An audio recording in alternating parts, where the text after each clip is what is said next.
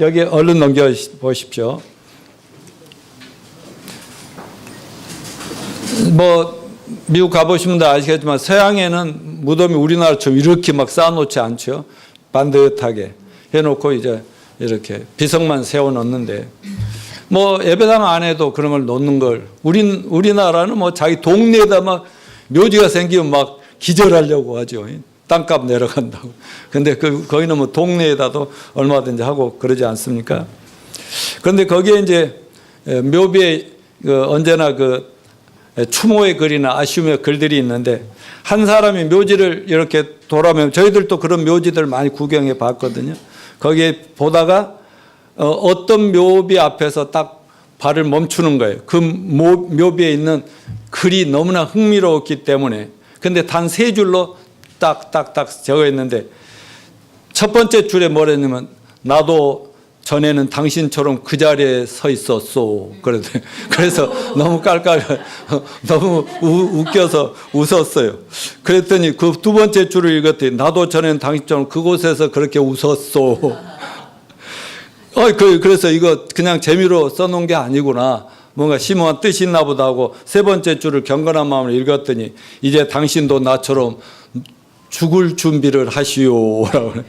죽음에 대한 준비만큼 엄숙한 것은 없습니다. 그런데 죽음의 준비는 살아생전에 해야 되겠죠? 예, 그래서 많은 사람들이 죽기 전에 죽음에 대비를 하고 내세가 있거나 사후세가 있으면 그곳을 잘 가려고 좋은 곳을 가려고 나름대로 열심히 준비를 하고 종교를 갖고 또 하는데 정말 이 제대로 구원의 길에 들어서는 것, 제대로 죽을 준비를 한다는 것이 그렇게 결코 쉬운 일이 아닙니다. 왜냐하면 사탄이 그거를 절대로 가만 놔두지 않기 때문에 그래요. 우리 인생의 가장 심각하고 치명적인 문제가 뭐라고 그랬죠? 죄와 허물로 하나님과 천국 영생을 다 잃어버리고 저주스럽게 살다가 어느 날 허무하게 죽음을 당하게 되는 것이라고 저는 수도 없이 말씀을 드렸고 우리가 전도할 때 맨 먼저 해야 될 얘기도 바로 죄와 죽음의 문제를 어떻게 해결할 것인가. 여기서 사람들이 근데요 다 죄를 지었고 다 죽기 때문에 이제 별로 그런 말이 심각하게 들리지 않지만 그래도 좀 생각이 있고 뜻 있고 인생을 좀 생각이시 사는 인간이라면 누구나 이 죄 문제, 죽음의 문제는 어떻게 해결해야 되지? 포기했다가도 또 누가 어떤 종교에서 어떤 누군가가 여기 종교에 있다면 막 달려다니고 막 이런 것들이 좀 뭘 얘기하냐면 다 죽음에 대한 불안과 두려움을 얘기한다는 것이죠. 여러분 사망이라는 것은 우리가 아무리 발버둥 치고 끌려가지 않으려고 해도 누구에게나 예외 없이 찾아오는 거 아닙니까? 그런데 사망이라는 건 솔직히 말해서 인생의 그 어떤 고통보다도 죽음이라는 고통이 제일 심한 거예요. 예일대학교라는 세계적인 명문 대학에서 철학과 교수인 쉘리 케이건은 죽음이란 무엇인가라는 책을 통해 전 세계적으로 알려지고 베스트셀러가 됐는데 그분의 강의에는 17년 동안 세계에서 몰려온 수많은 젊은 지성인들이 몰두하고 심취하는 예일대학의 최고의 명강의가 되어 있는데 왜 젊은 지성인들이 앞으로 공부 열심히 잘했으니까 다 잘 살 것이고 성공할 사람들이지만 왜 그런 죽음이 뭔가에 대해 강의에 몰릴까요? 그건 그들도 마찬가지로 모두가 다 죽음에 대한 두려움과 불안이 있기 때문에 그런다고 저는 믿습니다. 또한 많은 사람들이 술 마시고 마약에 취하고 취미생활에 몰두하고 열심히 돈을 모으고 다른 데다 정신을 집중해서 어떻게든 죽음의 존재와 죽음의 두려움을 잊으려했으며 조금이라도 오래 사는데 도움이 된다면 무엇이든지 다 먹고 싶고 무엇이든지 다 하려고 하는 그래서 막 건강식품 회사들이 막 그렇게 많이 늘어나는 이유가 어디 있고 또 우리 강남에 약국에 있어 보면 강남에 있는 할머니 할아버지들 많이 오는데 그 옆에 우리 가게 약국 옆에 그 솔코라고 하는 그런 그 바이오 그 다단계 회사가 생겼는데 거기 할머니들 얼마나 많이 들었는데 그 병원 원장님 아버지가 우리 약국에 드나드시는데 그분이 걱정을 하는 거예요. 약국 병원이 어려울 정도로 그쪽으로 다 몰려가니까 건강에 좋다며, 오래 산다며, 그리 몰린다고. 그래도 우리는 걱정도 안 하고 삽니다. 장사가 되든 안 되든. 예.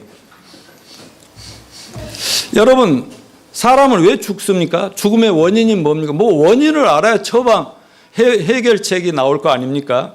자, 로마서 5장 18, 19절 시작. 그런즉 한 범죄로 많은 사람이 정죄에 이른 것 같이 한 사람이 순종하지 않으므로 많은 사람이 죄인 된 것 같이. 사도 바로 로마서 6장 23절에서 뭐라 했어요? 죄의 싹은 사망이요 라고 선언했어요. 자, 죽음의 근본 원인이 뭐라고요?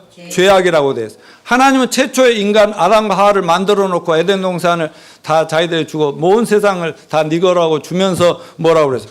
단 한 가지 선악을 알게 한 나무를 먹지 마. 먹는 날에 정령 죽으리라. 그게 다 먹었으니까 죽겠어요, 안 죽겠어요?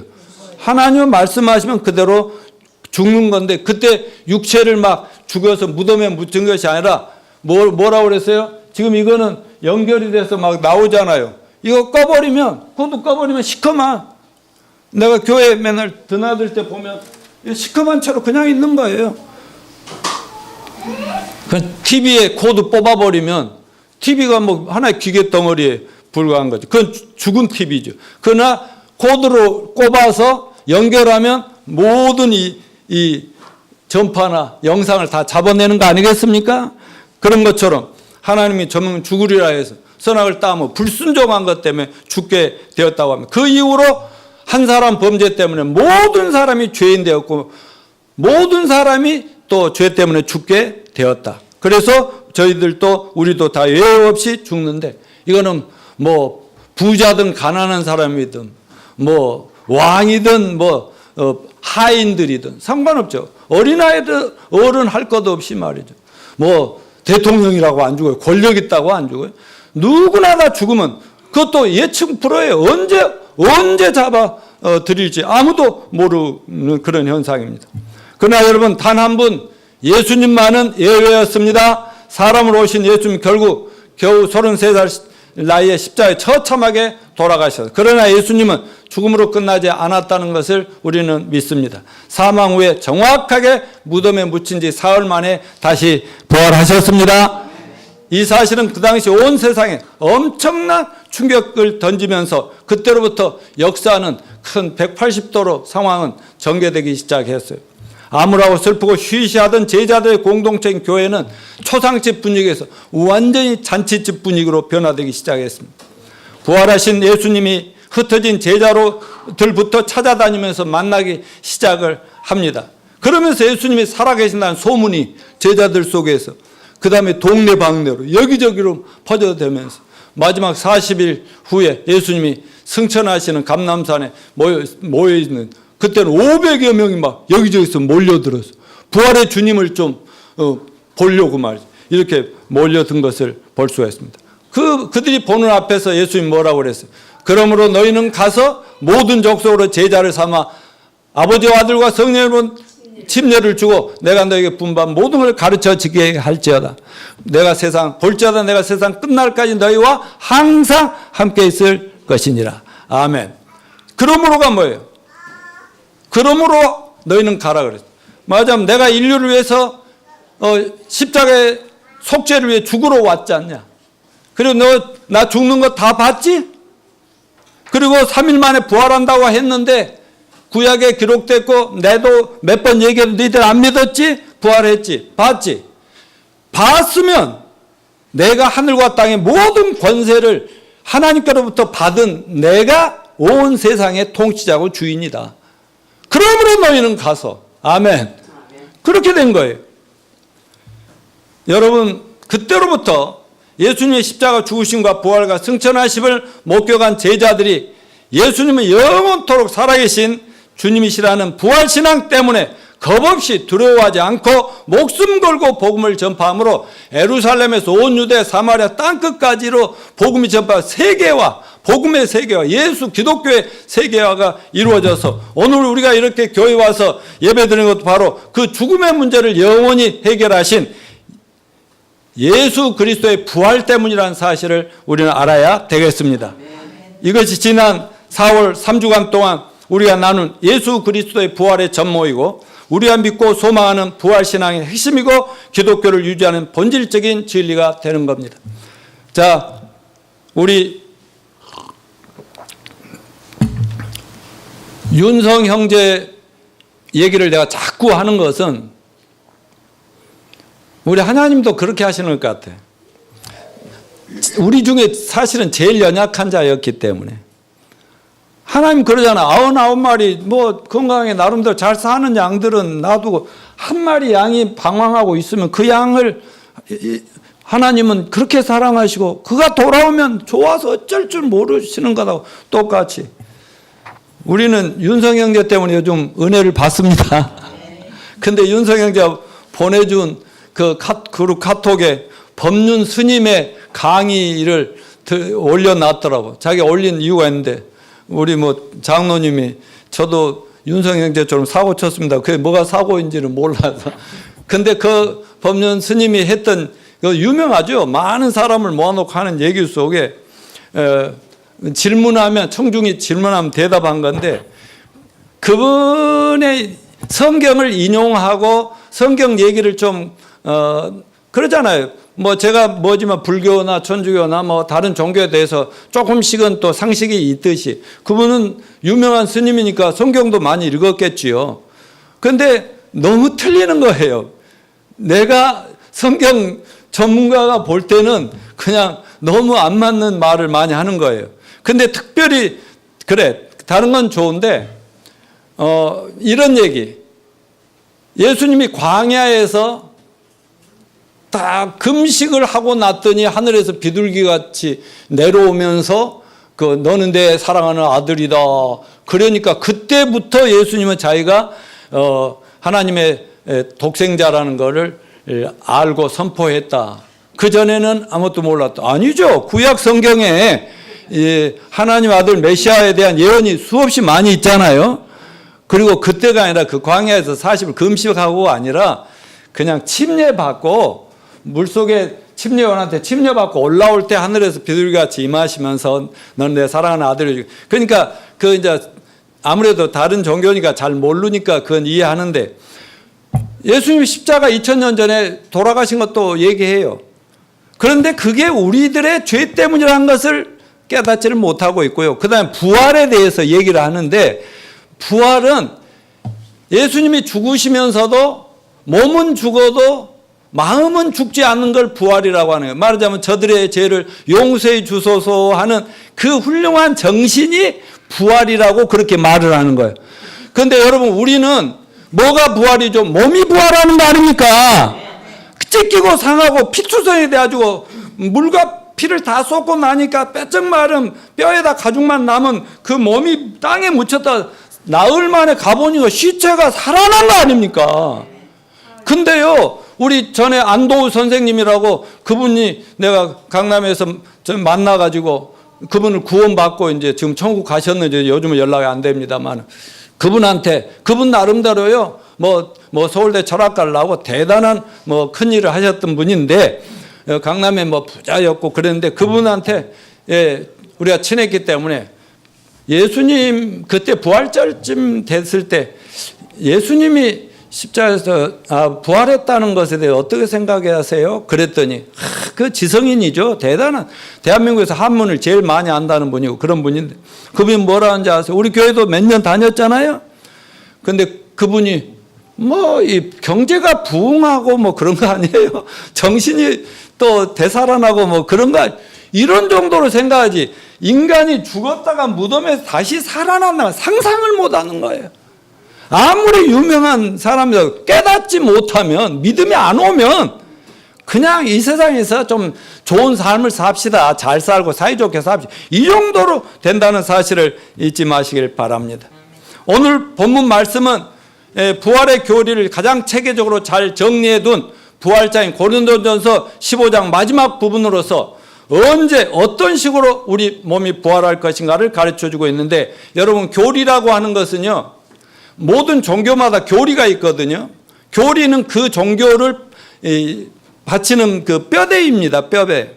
우리 몸이 있는데 제 뼈가 말이죠. 이 어깨뼈가 다 빠져버리면 제가 어떻게 될까요? 쳐져버리겠지요. 아니, 그리고 몸에 있는 모든 이 뼈가 다 없다면 어떻게 돼요? 나는 이렇게, 그걸 뭐라고 하지? 흐물흐물하네? 해파리? 흐물흐물. 그러니까요, 기독교도요, 교리가 분명하지 않으면 뼈대니까, 뼈대가 잘 세워져야 돼요. 그래서 박경영 형제 듣느냐? 그 안에서 들려? 박경영 형제가 뭐라는지 아세요? 우리가 교리 공부 좀 했으면 좋겠다. 그런 얘기를 하는데, 왜냐하면 교리 싸움이거든요. 천주교는요, 자기들이 만들어 놓은 교리로 교리 공부부터 시키는 거예요. 이걸 제대로 알고 신앙의 뼈대를 딱딱 세우고 거기에 살이 많이 찌냐 적게 찌냐 이렇게 이런 것들이 다 붙어 나가는 것이지.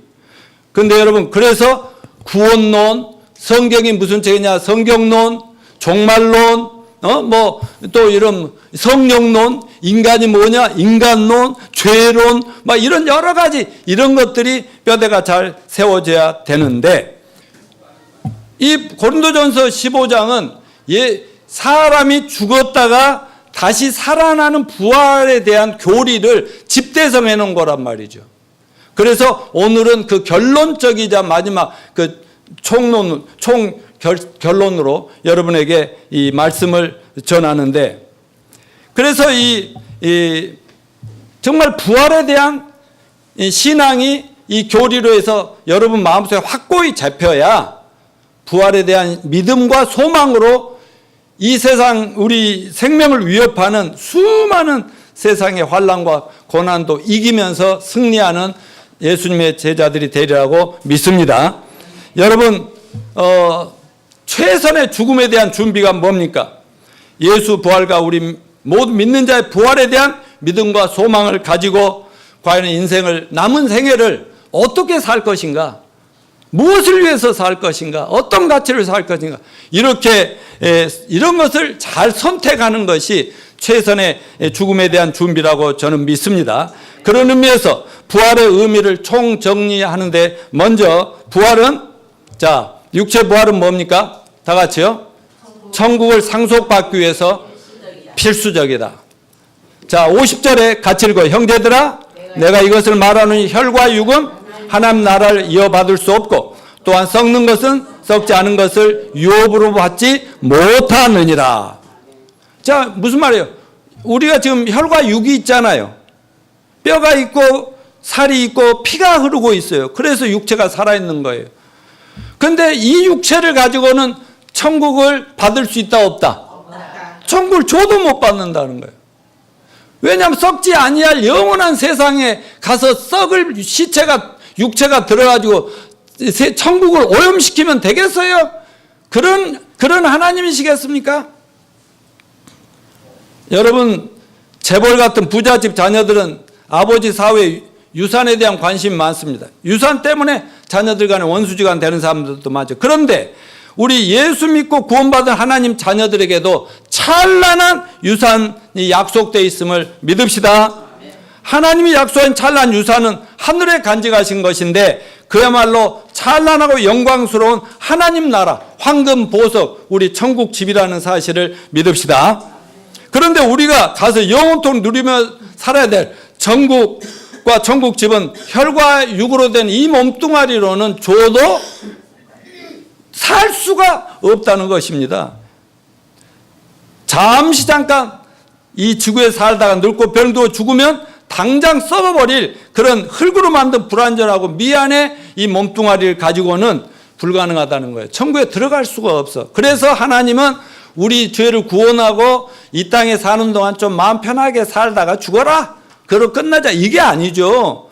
천국으로 데려가서 하나님의 아들 예수님도 영으로 계셨는데 몸을 한번 지구에 오느라고 혈과 육의 몸을 갖고 오셨다가 부활해가지고 완전한 몸으로 천국 가서 영원히 살게 지금 계시잖아요. 2000년이 지났어도 전혀 늙지 않고 그 몸 그대로 살아 계시잖아요.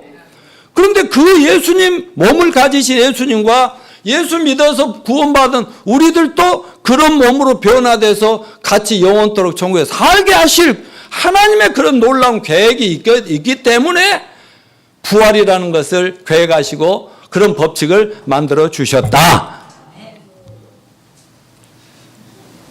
그래서 우리가 오늘이라도 죽으면 이 몸은 어떻게 땅에 버려버리고 우리 영혼만 천국 가지요?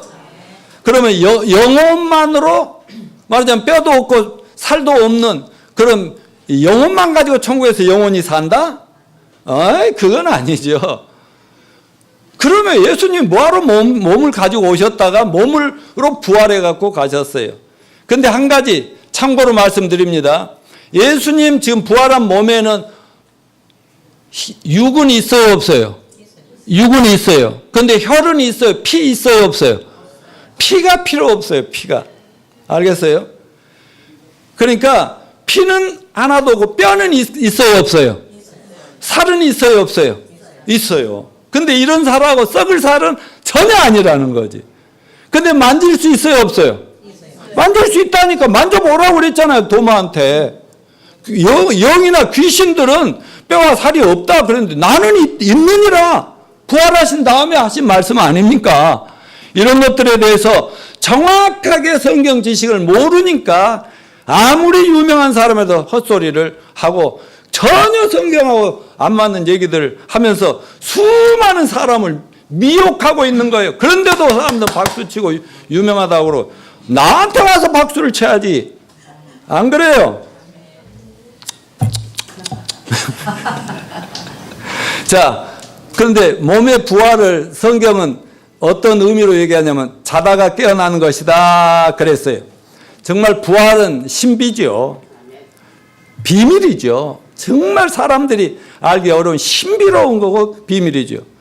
부활을 제대로 이해하려면 죽음이 무엇인가 하는 올바른 죽음에 대한 관점을 가져야 되는데 51절 같이 읽습니다. 시작. 보라 내 너에게 비밀을 말하니 우리가 다 잠잘 것이 아니요 마지막 나팔에 순식간에 호련히 다 변화되리니. 데살로니가 전서 4장 13, 14절 시작. 형제들아 자는 자들에 관하여는 너희가 알지 못함을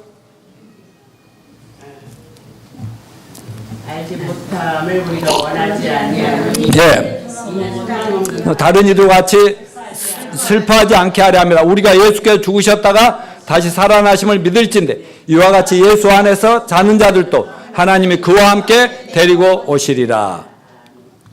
여기 잠잔다는 말이 자꾸 나오잖아요. 여러분, 우리 크리스찬이나 난 크리스찬, 예수 안 믿는 사람이나 누구나 죽음은 잠자는 거예요. 그래서 일반적으로 영면한다고 그러죠. 영혼이 잠든다고 그러죠. 근데 우리는 영면이 아니죠. 어느 때까지 잠들었다가 일어나는 거죠. 깨어나는 거죠. 예, 잠잔다고 슬퍼하지 않는다고 제가 여러 번 말씀드렸죠. 예, 예를 들어서 우리 사모가 요즘 재활하느라고 따로 좀 자는데 그 방에 잠들면 이렇게 가끔 보면 잠들었으면 아이고 하고 울어요? 절대 안 울어요. 잠들었구나. 그렇게 하는 거죠. 왜 아침에 일어날 것을 내가 아니까 말이죠. 그런 것처럼 이 잠잔다는 것은 잠깐 쉬었다가 일어나는 거죠. 일어나는 거. 근데 성경은 성도들의 죽음을 잠잔다 그랬다고. 잠잔다고. 그러니까 이걸 우리가 알고 살아야 되겠어요. 믿지 않는 사람들도 그냥 말은 그렇게 해요. 잠들었다고 그냥 위로차 그렇게 말을 합니다. 근데 성경은 잠자는 자들이 자다가 깨어나는 걸 부활이라고 그렇게 얘기했어요. 그렇지만 여호와 증인들은 영혼 불멸을 믿지 않아요. 사람은 죽으면 육체가 죽으면 그대로 끝낸다고 믿어요. 그렇지만 자기들이 정해놓은 14만 4천 속에 들어가면 그 속에 산 사람들은 그 육체가 부활한다는 거예요. 육체가. 사람이 죽으면 영혼은 사라지고 없어진다는 것이 아니라 육체만 부활해서 육체로 영혼이 살고 싶어서 그런다는 거예요. 자, 신천지는 어떻게 됩니까? 거기에도 합격한 사람들이 영생 불사 죽지 않고 그냥 이대로 영원히 살고 싶어가지고 하는데 그 대장이 지금 죽으려고 하고 있잖아요. 이만희 씨가. 이러한 죽음감을 가지고 죽음 앞에서 너무 슬퍼하지 말고 좌절하지 말고 절망하지 말고 애통하지 말고 우리는 다시 일어날 것을 기대하면서 죽음을 준비하십시다. 자, 다음에 육체의 부활은 변하다. 51절 54절 시작. 마지막 나팔에 순식간에 호련이 다 변화되리. 나팔 소리가 나매 죽은 자들이 썩지 아니할 것으로 다시 살아 우리도 변화되리라. 이 썩을 것이 반드시 썩지 아니할 것을 입겠고 이 죽을 것이 죽지 아니함을 입으리로다. 이 썩을 것이 썩지 아니함을 입고 이 죽을 것이 죽지 아니함을 입을 때에는 사망을 삼키고 이기리라고 기록된 말씀이 이루리라. 아, 입고라는 이 녀석이 앞에 있어야 되고 뒤로 가버렸네. 여기 자꾸 무슨 썩을 육체라는 게 뭐야? 무덤에서 썩을 육체가 다시 썩지 아니할 몸으로 다시 산다고. 여러분 성경에 여러분 믿어지십니까? 근데 사람들 눈에는 이런 말이 안 들어나 봐요. 그냥 정신적으로 좋은 말일 거야라는 거지. 이거 종교 지도자들도 그렇다니까요. 저는 이런 말들이 너무나 내가 죽어서 썩고 화장을 해서 지체를 뿌려도 이게 썩지 아니할 몸으로 부활해가고 영원히 산다. 이런 거 너무 확실한데 여러분도 믿어지십니까? 네. 어머님들도 믿으시죠? 네, 아침마다 요즘 내가 맨날 시험하고 있어요. 사랑하는 형제 자매 여러분, 우리가 구원받는다는 것은 변화의 시작입니다. 거듭난다는 게 뭐예요? 말하자면 죄인으로 태어나서 죄에 길들여지고 더러워진 우리 인간이 거듭남으로 하나님의 나라에 갈 수 있는 하나님의 자녀로, 거룩한 자녀로, 깨끗한 자녀로 다시 인생을 시작한다는 의미 아닙니까? 아멘이요? 근데 우리는 육체는 그대로 있으니까 여전히 죄악된 세상과 접하고 있지만 우리 영혼은 거듭났으니까 언제든지 죽으면 천국 가죠. 죄가 없잖아요. 아멘. 그래서 성경에는 우리 인간이 구원받은 성도의 변화가 세 가지로 얘기하는데 첫째가 뭡니까? 다 같이 영혼의 변화. 이거 칭의라고 하죠. 의롭다고 이제 불러준다 이게. 이건 법적인 용어예요. 법적인 용어. 누구든지 아무리 죄가 많고 어떻게 살아왔든지 회개하고 예수님 십자가 죽으심과 부활을 확실히 의미를 깨닫고 믿으면 죄 없는 하나님의 자녀가 된다.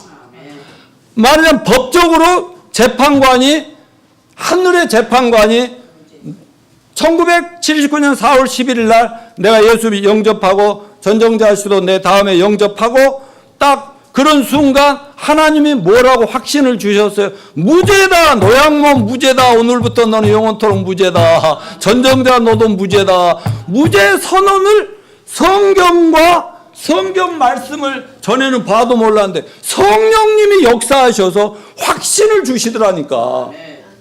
그 전에는 20수년을 교회를 다녀도 믿습니다 해도 절대 안 믿어주고 항상 죄인이고 네 같은 놈이 세상에 뭘 할 수 있냐 맨날 이랬는데 그날 이후로는 나 이렇게 당당하잖아요. 항상 회개하셔. 회개해. 이게 칭의라고 하는 거예요. 이건 법적인 거예요. 법적인 거. 자, 그렇다고 해서 우리가 구원받았다고 해서 윤성 형제 자기는 죄사함 속죄를 받았다고 해서 그대로 죄 한 번도 안 지었어? 담배 많이 끊었지만 여전히 피고 있지. 담배 피는 거 죄라는 의미는 아니야. 그래도 많이 줄었지. 자, 우리가 그렇지만 하나님은 의롭게 봐주신 거 감사합시다. 근데 두 번째 변화가 뭐냐? 인격의 변화예요. 성화라고 그래, 성화. 예, 교회 오래 다닌 사람들 보면 뭔가 다르죠? 예, 뭐 이렇게 정치하는 사람들도 장관들도 뭐 이렇게 보면은 이 신앙생활을 그 이낙연 부총리도 총리도 그렇고 이렇게 쭉 보면 말이 언어와 이 태도들이 참 예쁜 것 같아요. 말하자면 10년, 20년, 30년 오래 교인 생활하니까 인격이 변화되고 성품이 변화되고 말투가 변화되는데 교회 다닌다면서 어떻게 막 TV에 나와서 막말을 쏟아내는 사람들 보면 그 사람이 장로든 목사든 누구든 나는 그 좀 문제가 있다고 봐요. 그런데도 제대로 제 예수님을 제대로 만났으면 칭의라고 그래. 칭의. 의롭게 되었다고 하나님 인정해서 천국은 들어가는데 천국 가서 뺑뺑이 좀 돌려가지고 하나님이 보좌 앞으로 불러드릴 거예요. 그 책 속에 그런 얘기가 있어. 여러분, 우리는 예수 믿고 구원 받았으면 하나님 말씀과 또 성령의 역사를 통해서 또 교회 예배 생활을 통해서 이런 걸 통해서 변화돼야 됩니다. 예, 생각이 바뀌어야 되고 그 전에 가던 마인드가 바뀌어야 되고. 왜 여러분, 우리가요 항상 하는 얘기지만 내가 알고 있는 지식과 내가 평소에 경험한 것을 내 사상과 사고를 형성하거든요. 근데 그게 성경으로 어려서부터 형성된 게 아니라면 세상적인 것이라고요. 세상적인 건 다 삐뚤어져 있다고요. 다 각자의 생각이라고요. 알았어요? 그런데 성경은 하나님이 모든 인류가 어떤 종교를 가질까 이것이 잣대라고, 잣대.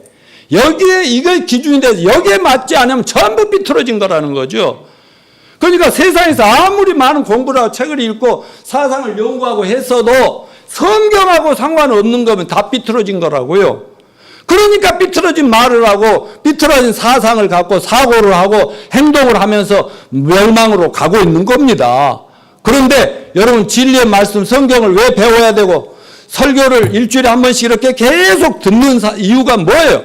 내 잘못된 것을 말씀으로 똑바로 잡는 거 아니겠습니까? 그렇게 되면은 사람의 말과 행동과 인격과 언어와 이런 인간관계와 이런 것들이 교정되면서 변화되면서 훌륭한, 누구 닮아가죠? 예수님. 우리의 목표는 예수님 닮아가는 것이에요. 그래서 우리 사회 하여튼 성공했다는 사람들, 그 막 요즘 갑질로 대한항공 어쩌고저쩌고 하는데 다 그게 복이 아닙니다. 예수님 닮아가는 게 축복입니다. 예, 져주는 게 축복입니다. 배려할 줄 아는 것, 베푸는 거, 예? 그런 면에서 우리 윤성 형제 지금 성화돼 가고 있지 않나요? 정명란 자매, 또 유금화 자매, 저 김영자 자매, 어떻게 우리 윤성 형제 성화돼 가는 거 맞아요? 어떻게 저 형제가 우리 모임에 안 오면 우리는 힘이 없습니다. 근데 저 형제도 격려를 잘하고요. 막 격려해 주니까 과분한 말씀입니다. 아니, 나는, 인제 알았어요? 나 잘난 거 이럴 줄 알았는데, 겸손하게, 과분한, 이런 얘기. 그러면서 우리 지금 카톡 보긴 하죠? 예? 굉장히 지금 재밌잖아요. 그래서 다 하여튼 어떤 상황이든 훌륭한 성도들이 됩시다. 그 다음에 이제 구원받고 나서 진짜 변화가 뭐냐? 몸의 변화지요? 이게 글로리피케이션이다. 영화로움이다. 그런데 이 몸은 아까 여태 말씀드린 대로 4주째 말씀드리고 있습니다만은 어때요? 우리 몸이 예수님 몸처럼 완벽하게 변화되는 거. 이거 부활이죠? 몸의 부활. 지금은 미완성 작품이죠? 구원받았어도 굉장히 성화되었다고 하지만 미완성 작품입니다. 이 몸으로는 천국을 줘도 못 가는 거예요. 그러니까 하나님께서 무덤에 좀 썩어 그냥 흙에서 잠깐 빌린 거니까 흙에 버려두고 우리 영혼만 천국 가 즐기다가 때가 되면 몸을 부활시켜 가지고 이제 영원토록 살 수 있도록, 그때 우리 몸이 예수님과 똑같이 된다는 거예요. 영광스러운 일이죠. 지금 우리가 하나님 자녀가 된 것도 영광이죠. 예, 우리가 예수님하고 형제 자매라고도 할 수 예수님이 너희는 나의 형제라고도 그랬거든요. 예수님하고 형동생 하는 것도 보통 이게 영광이 아닌데, 이제 나중에는 완전히 온 몸뚱아리까지도 예수님과 똑같이 된다는 것은 영광스러운 일이라는 것을 잊지 마시길 바랍니다. 몸이 어떻게 변화되나? 자, 오늘 본문에 뭐라고 그랬어요? 마지막 나팔에 순식간에 호련이 다 변화한다. 이 말 그대로 믿습니까? 눈 깜짝할 사이에 딱 눈 떠보니까 변화되어 있더라. 부활의 몸으로. 근데 하늘에서 예수님 재림 나팔 소리가 나는 그 순간에 갑자기 하늘로 끌려 올려가 버린다. 자, 여러분 이걸 휴거라고 하는데 휴거라는 말이 뭐예요? 그냥 손에 잡아서 끌고 간다는 거예요. 휴대하고 그냥 가져가 버리는 걸 얘기하는데, 아니 성경에 이렇게 명확하게 한 땅에 있어 그냥 사람을 살려가고 하늘로 끌고 올라간다고 하는 것을 이 구원의 확신이 없는 목사나 신학자들이나 이상한 사람들, 성도들은 이걸 뭐 그냥 어떻게 또 비유로 막 어떻게든 하면 이걸 안 믿으려고 하는 쪽으로 해석하는 겁니다. 이해할 수 없어요. 그때 죽지 않는 몸, 썩지 않은 몸, 하늘의 몸, 영원한 몸, 영광스러운 몸으로 그때 변화되는 겁니다. 이때 이 휴거를 하늘로 올라가는 걸 랩처라고 그러는데 이 어원을 보면 레페레라고 되어 있어요. 레페레. 이거 대환이라는 뜻이야. 그러면 우리가 갑자기 이렇게 산채로 오늘 하늘에서 나팔 소리가 들려. 다 이제 끝났다. 얘들아 수고 그만하고 고생 그만하고 올라오라 하면 싹 올라가면 무서울까요? 신날까요? 신나죠. 지금 이 몸뚱아리가 안 되는데 순식간에 변화돼서 하늘로 올라갈 때는 너무나 신나죠. 이걸 대환이라고 하는 거예요. 환이. 그러니까 우리 올라가면서 할렐루야 원더풀 하면서 올라갑시다. 자, 죽은 성도와 산 성도가 동시에 휴가된다고 52절에 뭐라고? 나팔 소리가 나매 죽은 자들이 썩지 아니할 것으로 다시 살아나고 우리는 누가 살아있는 산처로 예수 믿고 예배하는 우리도 변화되리라. 그래서 먼저 성도들이 무덤에서 그냥 무덤이 없어도 돼. 티끌이 없어도 돼. 그래도 이 지구에 다 있거든요. 그걸 뭐라고 그래? 뭘 법칙이라고 그래? 몸뚱아리는 다 흙이 되고 없어졌는데 그 몸뚱아리 물이고 내 몸이 형성된 모든 것이 다 아직도 이 우주에 지구에 남아있는 건 뭐라고 그래? 불변의 법칙. 와, 아이고 저 윤석이한테 물어봤는데 왜? 좋아요. 그러니까 있는 거 하나님이 다 찾아내가지고 서로 섞인다 안 섞인다? 우리 교회는 막 그냥 한꺼번에 해가지고 섞여서 그냥 조금씩 다 고루 나누면 저 때문에 여러분 또 좀 더 잘생겨질 수도 있겠죠? 웃긴 거예요. 그런데 절대로 그렇지 않고 노양모는 노양모, 전정자는 정정자. 각자인데 지금보다 몇 배로 이뻐지면 아름다워지면 좋겠어요? 윤신 선교사 몇 배로 이뻐지면 좋겠어요? 젊을 때 그 모습 거기에 10,000배.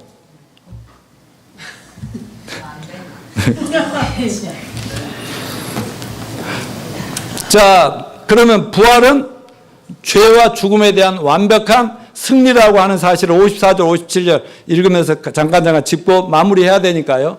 다음 주에는 다른 손님이 오시니까 시작. 이 썩을 것이 썩지 아니함을 입고 이 죽을 것이 죽지 아니함을 입을 때는 사망을 삼키고 이기리라고 기록된 말씀이 이루어지리라. 사망은 너의 승리가 어디 있느냐? 사망은 내가 쏘는 것이 어디 있느냐? 사망이 쏘는 것은 죄요, 죄의 권능은 율법이라. 우리 주 예수 그리스도를 말미암아 우리의 승리를 주시는 하나님께 감사하노니. 사도 바울이 마지막에 막 죽음을 조롱하고 있잖아요. 네가 야 사망아, 마귀야, 네가 나를 위협한다고? 그래 죽여봐라, 죽여봐. 내가 딱 살아날 건데 뭐 이런 얘기죠. 사망에 쏘는 건 죄예요. 죄의 권능은 율법이니라. 그 말은 뭐예요? 죄 삭은 사망인데 우리가 죄인이다 아니라를 결정하는 건 뭐예요? 율법이죠. 율법. 하나님 법에 비춰보니까 우리가 이런 것도 잘못했고 저런 잘못했다는 건데 예수님이 율법의 마침이 되셨지요. 또 우리가 율법 어긴 것을 예수님이 다 담당하시고 그 자기 하나 죽으심으로 우리 율법을 어긴 모든 죄를 다 정산해 버렸지요. 예. 그러니까 여러분 율법으로 하면은 죽을 수밖에 없는 인간이 예수님의 십자가 대속의 죽으심으로 말미암아 율법에 어긋난 죄들 다 없앴다. 믿으시죠? 청산됐죠? 그러니까 마귀는 어쩔 때 우리를 가지고 노느냐면 죄가 있을 때 그러는 거예요. 죄가 있을 때. 그러니까 한번 어떤 사람한테 잘못을 해서 붙잡히면 평생을 그 사람의 종로로 노예로 그렇게 비참하게 사는 경우가 많이 있듯이 마귀는 우리의 죄가 있으면 우리를 마음껏 가지고 너는 틀렸어 이놈아. 너는 죄인이야. 너는 천국도 못 가. 이대로 살다가 그러니까 죄를 막 더 세상에 퍼뜨리는 쪽으로 나쁜 쪽으로 활용을 하게 되는 거예요. 윤성이 이제 45년 동안 죄의 종로로 됐잖아. 가지고 놀아도 방법이 없는 거야, 방법이. 그런데 예수님이 죄를 청산할 때 그들로부터 보니까 가지고 놀라고 자기 또 못된 짓을 시키려고 봤더니 죄가 없대. 믿음으로 막 얘기를 하는데. 근데 마귀는요, 말로 해야 돼요, 믿음으로. 여러분 구원 받았습니까? 하면 아멘 해야 돼요. 근데 구원 받았는 이러면 마귀가 얘는 내 밥이다 그런다고. 죄사함 받았습니까? 아멘을 그럴 때 마귀가 아이고 쟤는 틀렸네. 아이고 틀렸네. 근데 마음에 좀이라도 의심이 있고 말이 막 주저주저 하면은 쟤는 이제 조금만 더 괴롭히면 또 다시 내 노예가 된다. 뭐 이런 식이 되는 것이죠. 그래서 예수님의 십자가 죽으심으로 우리 죄가 청산되고 부활이 하나의 우리가 구원받은 증표가 된다는 사실을 잊지 마시길 바랍니다. 그럼 언제 우리들 부활이 약속이 이루어진다고요? 52절 시작. 보라 내가 너에게 비밀을 말하니 우리가 다 잠잘 것이 아니요 마지막 나팔 순식간에 호련히 다 변하리니 나팔 소리가 나매 죽은 자들 썩지 아니할 것 다시 살아나고 우리도 변화되리라. 데살로니가전서 4장 13, 17절 시작. 형제들아 자는 자들에 관한 너희가 알지 못함을 우리가 원하지 아니하노니 이는 소망 없는 다른 이와 같이 슬퍼하지 않게 하려 함이라. 우리가 예수께서 죽으셨다가 다시 살아나심을 믿을진데 이와 같이 예수 안에서 자는 자들도 하나님이 그와 함께 데리고 오시리라. 우리가 주의 말씀으로 너에게 이것을 말하니 주께서 강림하실 때까지 우리 살아남아 있는 자도 자는 자보다 결코 앞서지 못하리라. 주께서 호령과 천사장의 소리와 하나님의 나팔로 친히 하늘로부터 강림하시리니 그리스도 안에서 죽은 자들이 먼저 일어나 그 후에 살아남은 자들도 그들과 함께 구름 속으로 끌어올려 공중에서 주를 영접하게 하시니 그래야 우리가 항상 주와 함께 있으리라. 아멘. 이런 얘기를 읽어주면 어떤 사람들, 교회 다닌다는 사람들, 이거 비유 아니에요? 이걸 그래 문자 그대로 해석하면 되겠어요? 뭐 그러면서 안 믿을 이유를 찾는 사람들 이해가 안 돼. 거듭나지 않으면 그렇게 된다고요. 여기 분명하게 얘기하고 있는 거 믿어지십니까? 예, 부활의 때를 알리는 하늘 나팔 소리, 그거는 모든 사람이 들을 수도 있고 못 들을 수도 있을 거예요. 그러나 우리는 항상 깨어서 언제든지 하나님의 그 나팔 소리, 예수님이 이제 출발하신다, 이제 세상 끝낸다 하는 그날을 늘 그 소리를 듣는 여러분이 되시기를 바랍니다. 그리고 마지막으로 24장에 예수님 재림과 인류 종말의 때가 언제냐? 그 때와 시간은 알 수 없지만 뭐라고 그랬어요? 예수님 말 그날과 그 시는 알 수 없고 알려고도 하지 말. 다만 이러한 징조가 나타나면 나의 재림이 가까운 줄 알라. 징조는 얘기해 주겠다. 징조는. 사인을 봐라. 그래서 지금 기독교를 막 핍박하는 일이 지금 우리나라도 지금 굉장히 기독교 압박이 들어오고 있고요. 전 세계적으로 지금 난리와 난리 소문이 끝나지 않고 있고요. 우리나라가 지금 잠시 이제 평화체제로 간 건 너무나 감사할 일이지만은 저 중동은 지금 계속적으로 앞으로 사태를 준비하고 있고 또 이것이 전 세계 평화가 전 세계가 지금 난리예요. 전 세계가 우리나라를 보면서 지금 굉장히 박수치고 난리입니다. 그런데요, 그게 이보다 더 놀라운 사건들이 앞으로 생기면서 전 세계가 막 세계 평화가 이제 드디어 왔다고 막 좋아할 날이 옵니다. 근데 그때 적그리스도가 등장하고요. 그때 이 세상은 악마의 손아귀에 들어가게 되는 거예요. 편하다, 안전하다, 우리가 잘 됐다. 이럴 때 우리나라가 평화로 가고 안정된 길로 가는 건 너무 감사하죠. 전쟁 위기가 없어요. 제발 이제 저희는 종북이다, 막 좌파다, 보수, 극보수다, 꼴통이다, 막 이런 말을 이제 없어졌으면 좋겠어요. 서로 화합하고 서로 사랑하는 우리나라가 되기를 바랍니다. 그런데 남북이 평화가 이루어지고 경제 발전이 되면 기독교는 더 타락할 수 있고요. 인권이라는 이름으로 더 많은 제재가 기독교에 압박이 들어오게 되고요. 전도는 더 어려워지고요. 그러면서 예수님의 재림과 종말의 때는 점점점 가까워올 것이라는 거 아셔서 여러분 깨어서 이 성경 말씀, 이 복음에 흔들리지 말고 끝까지 하나님 복음 전파하고 교회 세우는 일 최선을 다합시다. 아멘. 아멘. 아멘. 다 같이 일어나셔서 찬송하겠습니다.